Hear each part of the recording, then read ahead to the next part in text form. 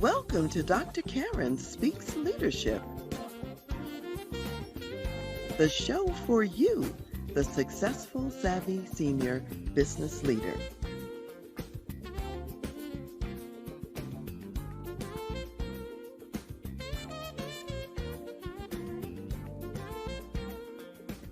Featuring the music of national recording artist Ron McMillan. And I am your host, Dr. Karen Wilson Starks.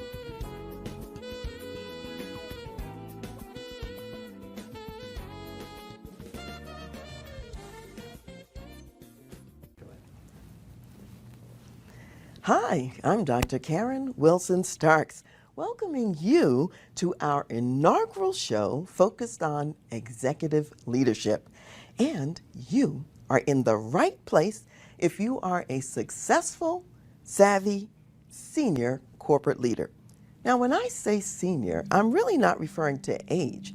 Rather, I'm talking about experience leading in organizations. So you might hold the title of president, CEO, executive vice president, or you might be responsible for creating culture, developing people, and or launching and developing high performance teams. If so, then this show is for you. If you are newer to leadership, or perhaps you want to build your successful, savvy, senior leadership skills and perspectives, then stay tuned because we've got something for you as well. So in each of the shows that we will be featuring, I will be leveraging my more than 45 years of adult working experience, as well as my more than 30 years of consulting in executive leadership development to Fortune 500 companies.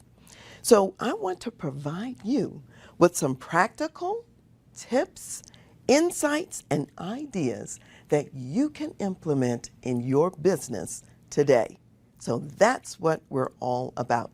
In today's show, I'm really planning to share our framework for success. And that framework, we refer to it as 5 hallmarks of the successful leader.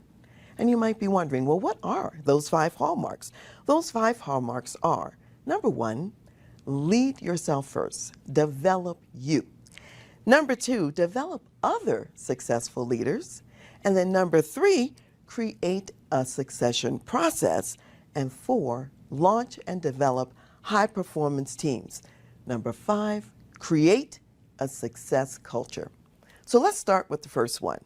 Lead yourself first. In my book, Lead Yourself First, the Senior Leader's Guide to Engaging Your People for Greater Performance and Impact, I talk about the importance of first starting with yourself. So what does that mean? What does it mean to lead yourself first? What I'm talking about is for you as the leader to look in the mirror, for you to take stock of yourself. Identify what are your strengths, what are your development needs, what are the things that perhaps you might need to work on. It's about being proactive about your growth, proactive about your development, and it's about really recognizing that the business environment today is very dynamic. So we're not looking at a static business environment, so your old learning is not enough. It's going to be very important then to see what you can learn new every day. So let me give you an example. In my profession, I'm educated and trained as a clinical psychologist. And as a clinical psychologist, I have to maintain my license every year. That means it's very important for me to take a certain number of continuing education credit hours. Now, I actually always exceed that minimum. And the reason I exceed that minimum is because I know that my clients actually deserve my best. So I want to make sure that I'm constantly learning every day and I'm bringing in the best in my industry, the best of the knowledge that's out there to you. And the same is true for you in your business and your organization. You also want to be learning every day and bringing in the best. So daily hone your skills, bring your A game. This is really not about doing the minimum. This is about keeping pace and even going beyond that. So as a leader, also remember that you too are modeling the way for other people who are following you. So if they see you developing yourself, it's a much easier conversation to talk to them about developing themselves. And that's where we're headed next. So point number 2 is really about developing other successful leaders. So when we're thinking about other people and their leadership, we're really talking about identifying the strengths and also the gaps that they bring to the job and to the table. We're talking about focusing on helping them to grow, to become all that they really can be. It's about you as that senior leader providing tools and resources for them to actually do the job. And not only tools and resources to do the job better, more successfully, more effectively, but tools that also help them to grow personally as leaders. That's also very important. So you want to think about it this way. You are giving something to them, and you are pouring into those who work in your organization, because guess what? Every day they are pouring into you and into your business and into the results that you're asking them to provide. Now, if we fail to do this, it's very similar to expecting a car to go when you don't put gas in it. So if you want that high-powered car to go, you've got to fuel it. You've got to put energy in it. So when you think of your people, think about them the same way. How can you build into them and into their development? So one of the key principles behind all of this, and one of the principles I share with my clients and certainly with you, is this: support what you build. So let's say you're installing a new IT platform in your organization.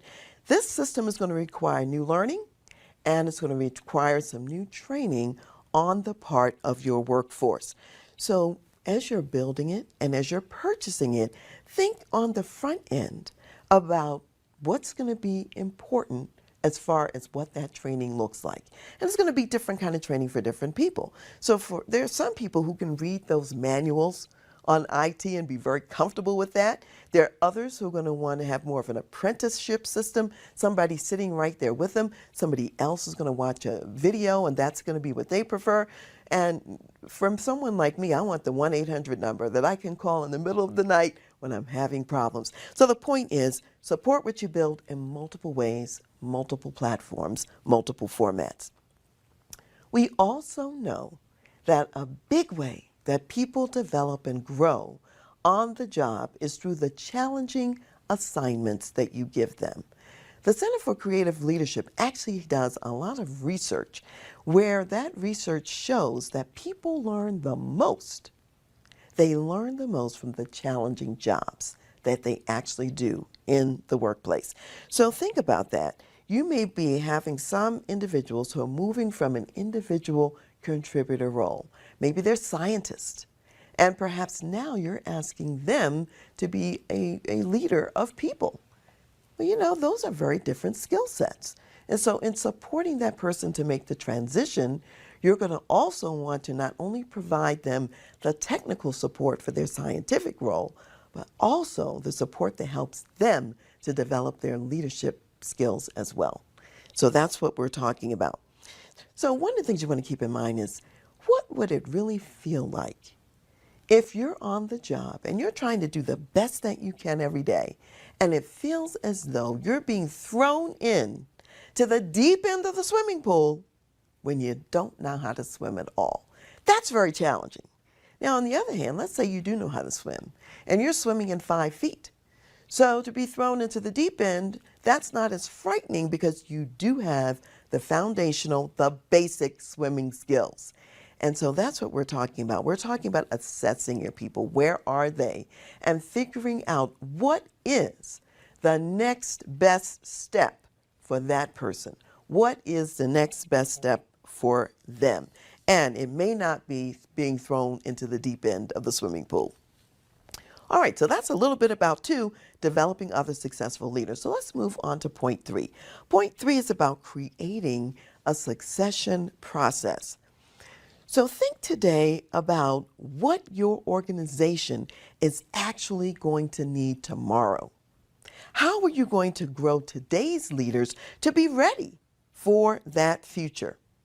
So if I think right now about those clients of mine who are in the banking field, those who are in the banking industry right now, they are creating much more tech-based, automated, user-driven solutions. They're creating agile formats and going paperless, and it's very different from the kind of banking environment that, let's say, my father would have been used to many years ago.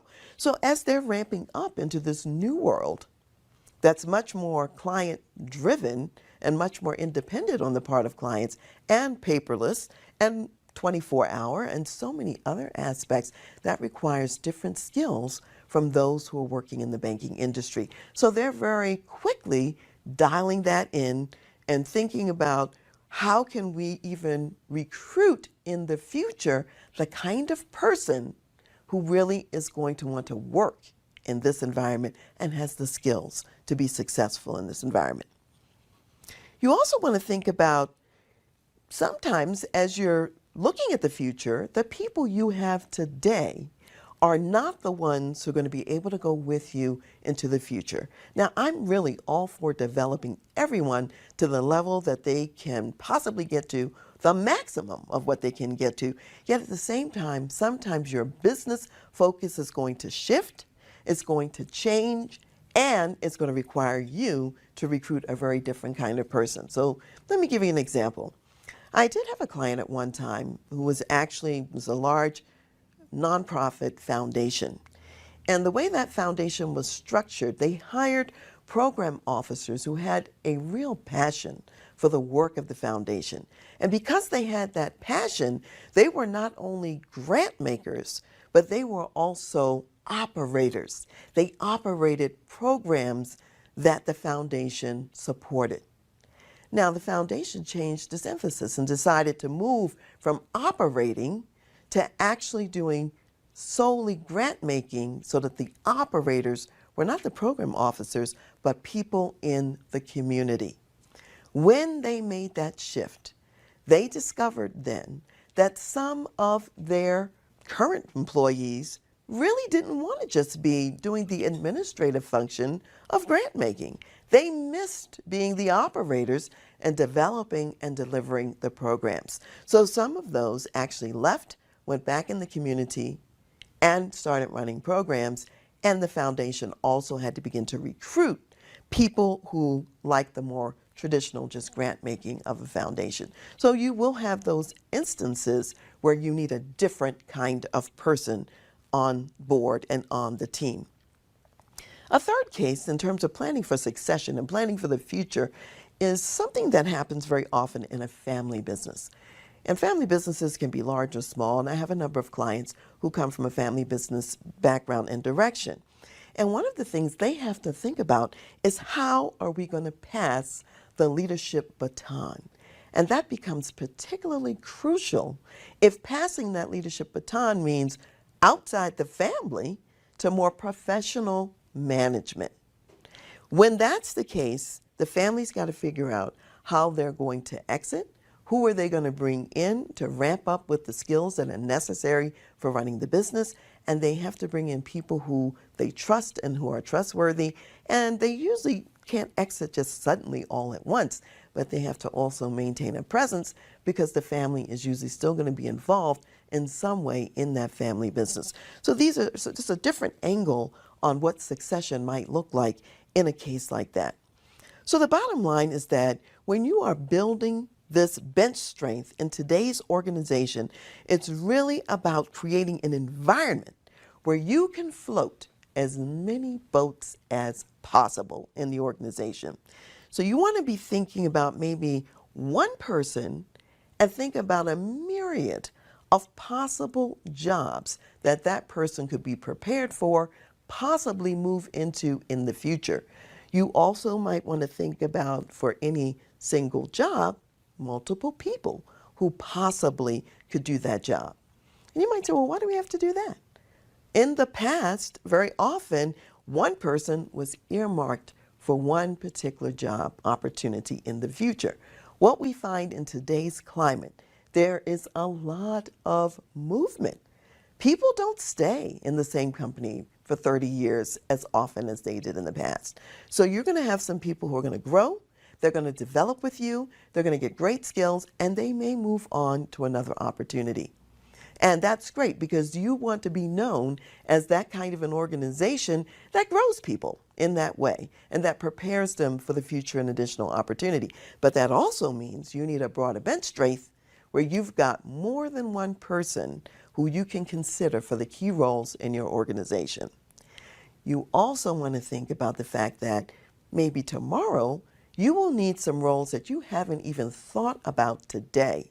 And so you want the people being prepared so that they can be very flexible and agile, able to move and to go to a different role that doesn't even exist right now. So this is really what we're talking about. We're really talking about laying, if you will, that kind of a foundation. All right, so let's move on to point number 4, which is really launch and develop high-performance teams. High-performance teams do the bulk of the work in most organizations, and much of my work is really helping organizations to launch and develop these teams. Now, here's the thing to be aware of. Failure to develop these teams is actually leaving opportunity on the table.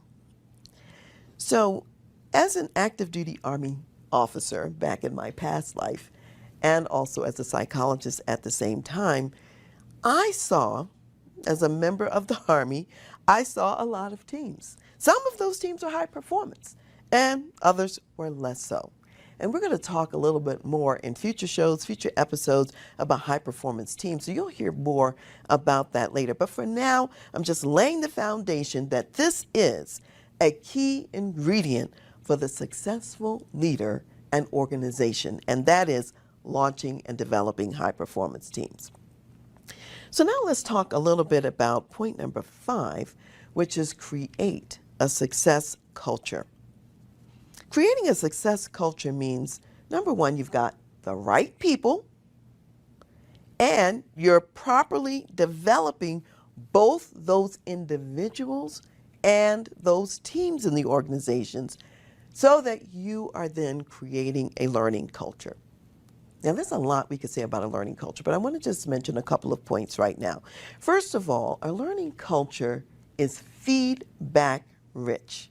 That means people are giving positive feedback as well as developmental or maybe more negative feedback about what do we need to fix. And you really need both to be successful. You need some feedback that says, here's what's working well, because you want to do more of that.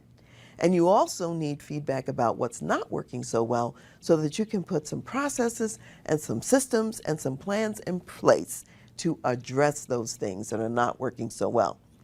Now, what I find in my work is that very often organizations, they have kind of like dialed in real hard on what's not working well. And frequently, that's what they share with people.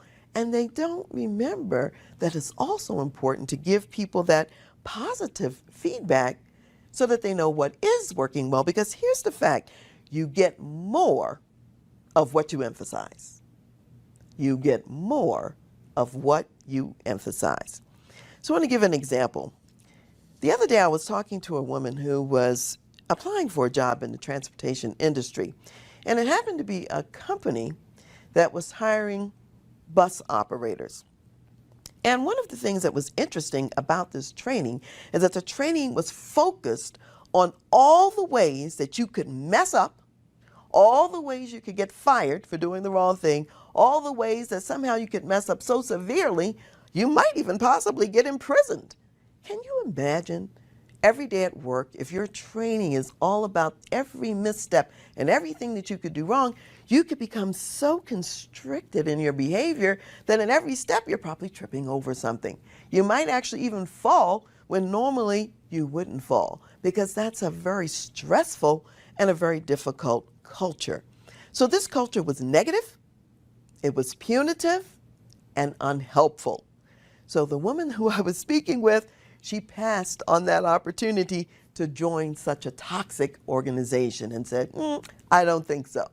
And you know what? People out there today have many options, and you don't want them passing on your organization because you have set a very toxic culture.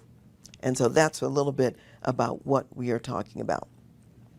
So let me say this. Today's show is really all about taking an assessment of yourself as a successful leader. So I want you to think back to what we've been talking about and to really evaluate, where do you stack up on these 5 hallmarks of the successful leader? So I'm going to mention those hallmarks again. Number 1, lead yourself first. Number 2, develop others.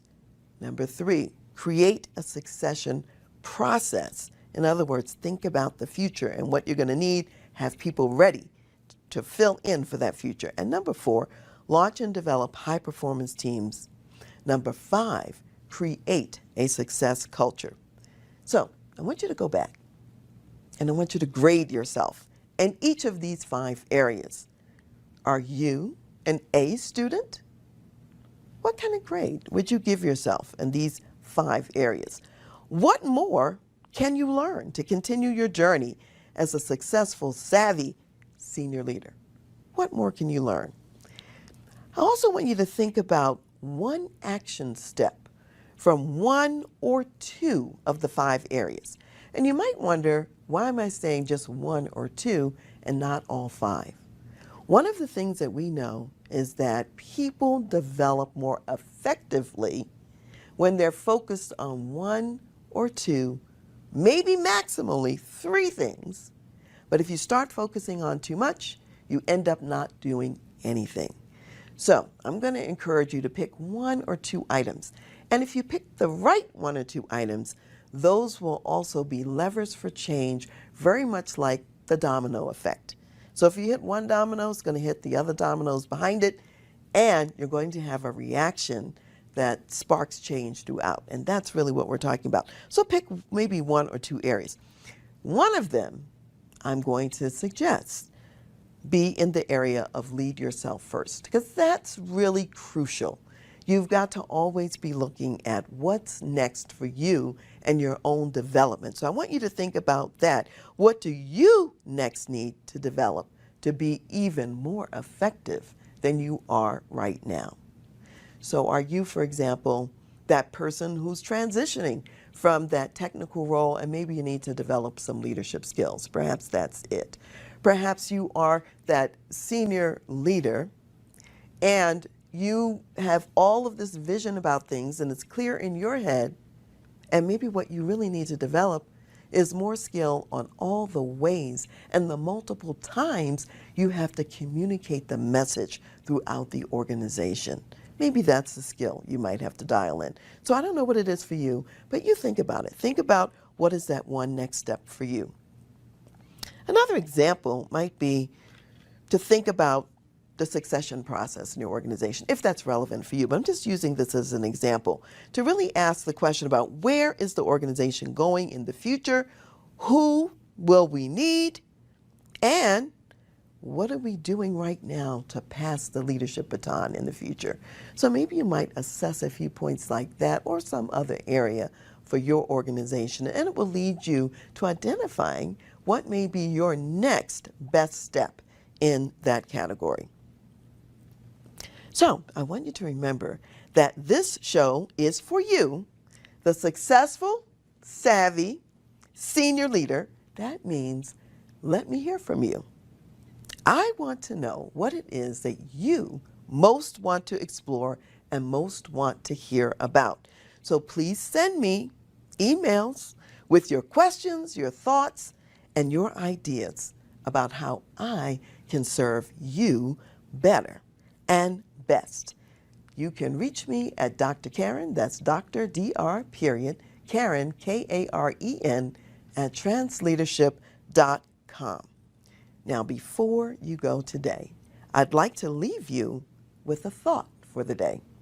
So here's your thought. You are here for a reason, and you have something of value to contribute. So thanks again for joining me on today's show for Successful, Savvy Senior Leaders. I'm Dr. Karen Wilson Starks, your host. Welcome to the leadership show that's designed for you, the successful, savvy senior leader. I am your host, Dr. Karen Wilson Starks, and today we are talking about the executive success profile, or in other words, what it takes to create the conditions for organizational success. There are really three primary tasks of senior leaders. The first task is selection. Secondly, it's individual development and integration. And thirdly, team development. So when you look at the Venn diagram that's displayed on your screen, you will see that there are three overlapping concentric circles. Now, the circle that's on the left, this circle over here, is the one that's for executive selection. And the circle that's over here on the right, this one is actually for individual development in your organization. And then the third circle that's on the bottom, this is actually for team development. And when these are working synergistically together, what you end up getting is what we call the sweet spot of the success culture, and that's right in the middle of all three. So hopefully you can see that as well. So let's unpack that a little bit further. So as a senior leader, you have to think about these three components that you're sort of dialing in: selection, development of individuals, and development of the team. You have to think about these as dials that you're going to turn, that you're going to spin, and that you are going to tweak just to make sure that your environment is set up in the best way for organizational success. So one way you can sort of think about it is just imagine that you're at the eye doctor. And you know when you're at the eye doctor and you're going through the eye exam and the eye test, and let's say you're being fitted for glasses or for contact lenses, and then, the eye doctor's dialing in different lenses and he's saying, which is better, number one or number two, which is better? And you go through that process because you're wanting to get the clearest vision and the clearest view possible with the lenses and dials that he's dialing in. Well, the same is true for your organization. As you dial in these three circles, you want to do it in such a way that you really get to that sweet spot in the middle, which is the success culture. So we're going to talk a little bit about that because how you dial it makes a difference. So first, let's talk about the selection circle. The selection circle is really about getting the right people with the right skills in the right jobs. Now, there are some organizations that really have outgrown their current staff. They now need skills that they really don't have in-house. So those organizations have to go out and they really have to recruit people with new skills and new abilities because they don't have that in-house.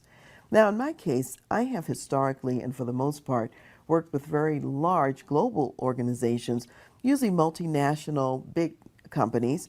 In recent years, however, I've also had some clients that are more in the medium-sized company space. And a lot of these individuals, they are actually scaling from small size to medium or from medium to larger medium. And as they're scaling, what they find is that they need far more personnel and at a quick pace in order to really meet the market demand for whatever their services are and whatever it is that they do. And the more specialized the industry is that they're in, the harder it can be to recruit and to get the people that they want, and especially if they're in a smaller market or a less desirable location for any reason. So one of the things about my smaller clients is that sometimes with the internal resources to help them identify and hire the right people. And what we know is that the wrong hires are costly. They're costly for any company, and especially for a company that's already resource constrained, like a small organization. So one of the things you want to think about is that there's this danger in an organization. If you don't have enough people, you end up overworking the few remaining, and ultimately you're going to lose them too because they're going to get burned out. And they're going to say, I don't want to work overtime every day. I don't want to work every weekend. And then you're going to actually lose your really good workforce that you've worked hard to train up and to get ready to add value in your organization. There's also a big cost and a lot of wasted time and money when you actually hire the wrong person. When you hire the wrong person and you don't have the skills, it really gums up the system. They're not able to do their part of the job to be able to pass the baton on to the next group who needs to take that work and do something else with it. And as the rest of the organization is getting frustrated by the person who's not able, for whatever reason, to do the work, whether it be because of skill or because of personality or work ethic and way of operating, then you also run into some morale problems and some friction and other difficulties that can happen. So you really don't want to have that morale problem and therefore, again, start losing the good people who are doing a great job for you. So when you're growing and when you're scaling, as these medium-sized companies are doing, you're really having to add in a lot more of the right people to continue to be effective and to continue to be successful. So one of the things that I see as a picture in my mind is that very often these smaller organizations are trying to build, let's say, a house, metaphorically, that's 10,000 square feet. And they're trying to build that house on a foundation that's meant for a house that's maybe only 1,000 feet. Now, if you think about that long term and over time, if you're putting a 10,000 square foot house on a 1,000 square foot foundation, then something's going to crack, something's going to break, and something's not going to work or support the work of that organization over time. And so that's often what we run into, is some form of a collapse that's actually happening because you don't have enough of the right people in place. So let me tell you a little bit about one of my clients who's actually in the manufacturing business. When we first met, they were actually in a very fast ramp-up mode. They had a lot more business than what they had been used to, and they were actually scaling from that medium size to now the larger medium size. And they found that they didn't have some of the talent that they needed in the organization, and they didn't have enough people. And so inside, they also didn't have yet the resources that they needed for how to select those right people. So we actually came alongside them and we helped them to identify what positions they needed to fill right away, what were the critical gap areas. And then we also helped them to think about, how they would go about finding those people and assessing the candidates when they found them. And so we built some competency models for them so that they would be able to get the right hires in place. And once we did that, we also then developed some tools for them that they could use after we showed them how to use those tools. So there was a do-it-yourself component that they could actually employ later for the additional level of hires that they needed to bring in. So they could do it yourself. They could also have it as a done-for-you service, and we did a little bit of both to help them actually get some advantage and some benefit. So in these kind of situations, we find that what was happening for them and what can also happen for you is if you don't have those right people, other things start to happen. We find in those organizations that are strained like this, there are more mistakes that happen. And your employees are going to start taking shortcuts that are not helpful. And when they're taking shortcuts that aren't helpful, that's going to lead to also poor customer service, which is a problem. So you find your people working so hard, they just don't have the time for the process improvement. So it's not that they're evil, it's not that they're nefarious or that they don't care, but they are just stretched to the absolute limit and they need to have other people there. So think about them as barely remaining afloat, maybe having a hard time just keeping their heads above water. And because of all the stress, you're going to start seeing some other kind of physical, emotional, and mental strains. You're going to find people maybe getting short-tempered with each other, people forgetting important things that need to be done, and so on. So for all of these reasons, we want to make sure that your organizational foundation supports the size company that you are and the work that you need to do. So that selection piece is really huge. It's really important and for long-term sustainability and longevity in an organization. So let's move to the second area. The second area is the individual development and integration. So once you've got the right people, you've got to support those people in their jobs. One of the things we see is that people often leave organizations because after that initial kind of courtship of the recruitment process, and they're all excited, now they come into the company and they're left alone to fend for themselves. And these companies are very complex environments, so they can't always easily figure out how to navigate in those systems and how to be effective. So your new employee ends up feeling undervalued and sometimes underutilized, and next thing you know, they're out the door again. And you've spent all of this energy and time in bringing in someone who was of high value to you. So you don't want to lose those people. And we notice that the more senior the role is for the person who's coming in, and the more complex the job that they have, and the more complex your organization as well, the more you also have to go beyond the onboarding period of 90 days to really implement what we call executive integration. Now, executive integration means that you are providing a whole safety net of support around that executive so that they get to know the teams that they're interfacing with, they get to know the company, the work that they're doing, they become a part of the fabric of your organization. This executive integration will take varying amounts of time, but let's say at least about a year. Because one of the things that you want to see that executive through all the seasons and life cycles of the company. There are many people who lose key talent because the person is not supported through all of those life cycles. And the next thing you know, they're jumping ship prematurely or early because you're busy and you haven't had time to figure out what it is that they need to be successful. Sometimes that integration time is a little bit longer if the person who's coming into your industry is coming from a different area than your area of operation. They may have to have a steeper learning curve. They may have more that they have to dial in order to be able to hit the ground running. So keep that in mind. One of the ways to think about this executive integration piece is to think about the fact that you are protecting your investment. So if you were to buy a very high value diamond ring, multiple carats, let's say, you wouldn't buy that diamond ring and then fail to also buy the insurance package that goes with it. Well, the executive integration is the insurance package because you've spent the time, the energy, the resources to bring that executive on board, and you want that person to be successful. And that's really what we're talking about. All right, so that's kind of like the part two, where you're bringing in people and you're developing them and you're integrating them in to your organization.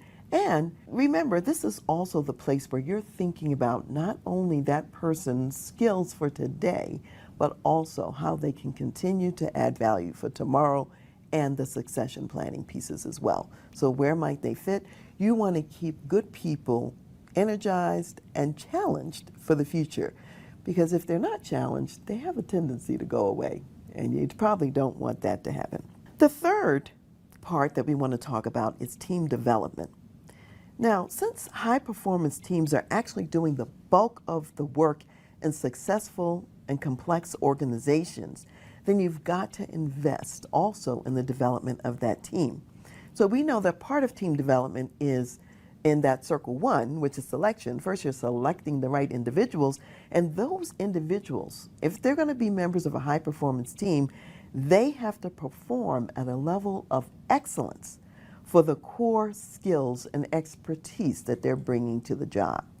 And if they're not performing at that level of excellence, they're going to drag the team down, and you're not going to have a high-performance team. So that's one part of it. You also, of course, are going to be continuing to develop and integrate the individuals and personnel into the organization. That's a part of it. Now, the new piece is that we have to think about the team as its own entity. The team is almost like a person itself.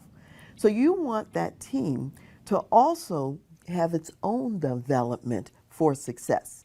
And one of the things that the team most has to do is to become a learning organization. think about your business environment. It's very dynamic. Things are changing constantly. So you want people who are learning every day and learning constantly, willing to shift and change, sometimes on a moment's notice, gathering data so that they know what's working and what's not working. So as a learning organization, team members are learning how to collaborate and co-create together. They are creating processes, next steps together as an entity. They are structuring their own processes and direction and objectives. And that's what you want.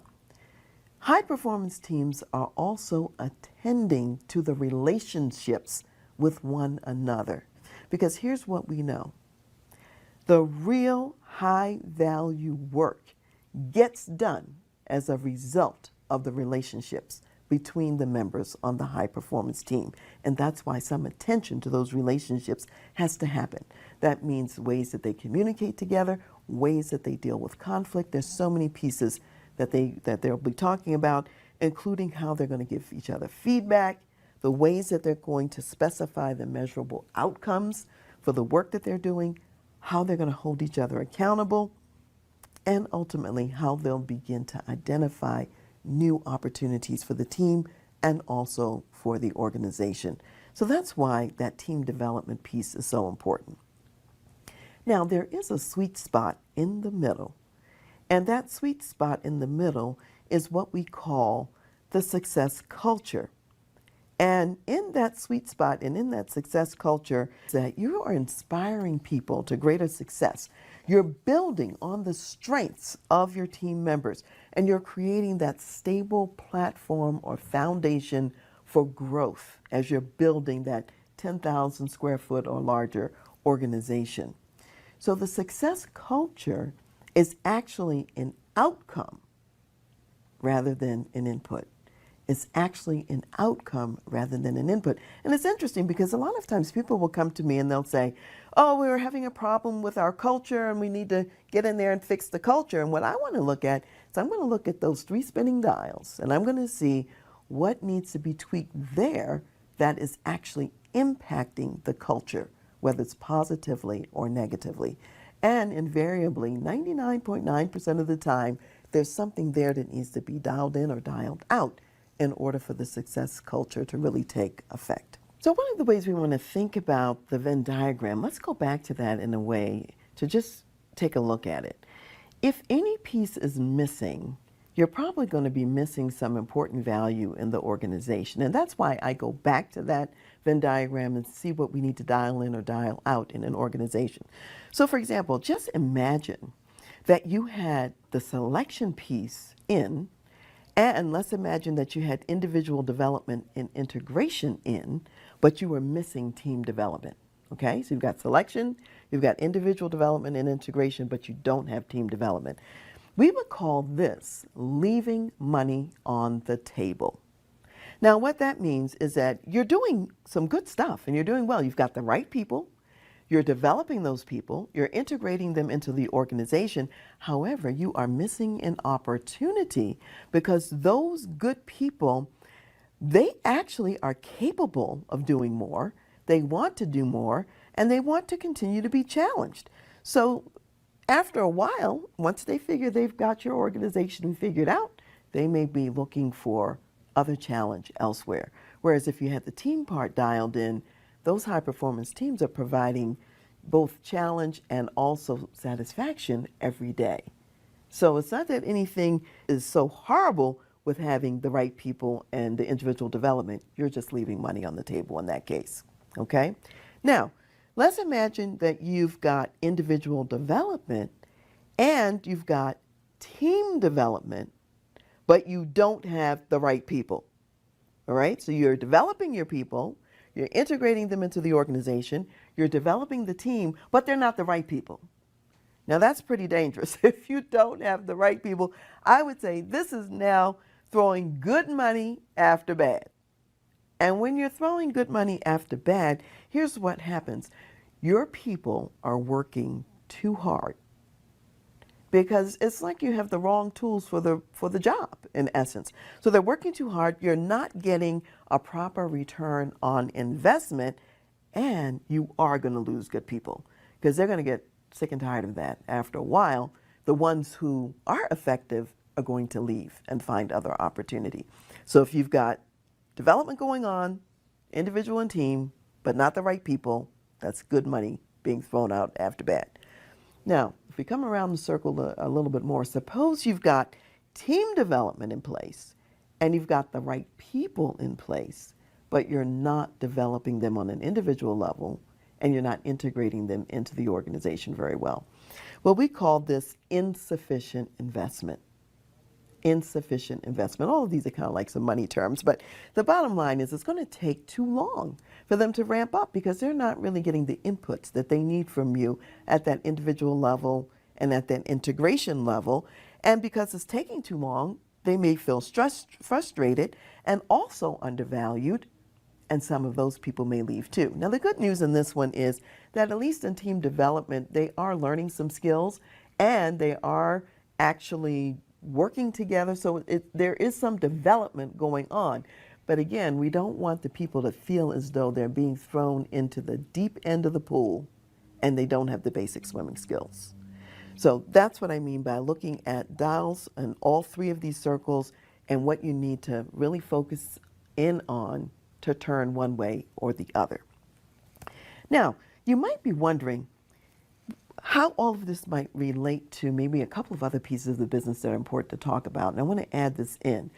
The executive success profile relates very significantly to two other pieces of the business that I like to talk to people about, and I want you to know about it as well. One is achieving competitive advantage. As an organization, you want to be about identifying what is it that you do better than your competitors. And you want to understand how you can better serve your clients, how you can go past just being what we call the low-cost leader. You don't want to be competing on cost alone. You want to be bringing value. You want to be bringing value that your clients are looking for so you can serve better. That's achieving competitive advantage. The second thing you want to do is to become a best place to work. And as a best place to work, your employees, again, are feeling inspired, they're feeling challenged, and they want to add more value because of that. They feel appreciated. They're feeling utilized. They know that their gifts, their talents are deployed in ways that are fulfilling for them personally. So when you are dialing all these pieces together, you're actually creating the conditions for being able to get to competitive advantage, and you're also creating the conditions of becoming a great place to work. Now, keep this in mind. The way that you treat your employees is the way that they're going to treat your customers. And that's really going to impact competitive advantage and best place to work status. Now, I want to give you an example. As a consultant, I'm out flying around frequently. I'm in airports a lot, and I fly on airlines a lot. So this example is from the airline industry. Remember, there was one time that I was out on coming back from a business trip, and I got stuck on the highway getting to the airport in this city that's not my city, home city, because I had a problem with my rental car. And it took a while to get that problem addressed. And as a result, I was late getting to the airport for my scheduled flight. Now, even though my flight was still on the ground, the counter agent told me, oh no, you have missed the time window, and therefore you're not going to be allowed to proceed through security. You're not going to be able to board this flight. And in fact, the counter agent said to me, I don't know what to tell you, but you're not catching this flight today. Now, having been in the airport many times, one of the things I know is that right about at that time, most other passengers would panic. They would start to freak out, and then they would start getting loud, and then they'd have a big altercation, and a big mess ensues. And I've watched this happen in airports over and over again. So I decided, let me step back. I said, I'm a psychologist. Let me use some of my skills. Let me use some of my abilities to really assess the situation and see what's going on and see what options I really have. So when she said that, I said, oh, okay, so I'm going to miss the flight. And she said, oh, yeah, you're not getting this flight. You're going to miss the flight. So then I said, well, okay, so what other options do I have? Now, mind you, I had very important work I needed to get back in town for the next day. And I'm thinking, oh, she's going to tell me there's no flight until the next day. And I'm very concerned about that. And so she says, well, I don't know. I have to look and see. I said, okay. I said, would you be willing to check the screen and see what my options are? So she goes to the screen and said, well, there's a flight in an hour from now. And then she named some other flights. I was shocked. There were several flights going to the next city where I needed to go. And so then I said, okay, so there's a flight in an hour. Are there any seats on that plane? And then she said, well, yes, there are some seats. Okay, I'd be willing to take that flight. What seat could you assign me? And so then she starts calming down a little bit, and she finds me a seat on the plane. And as I started talking to her, she's now going through all the process of doing all the stuff.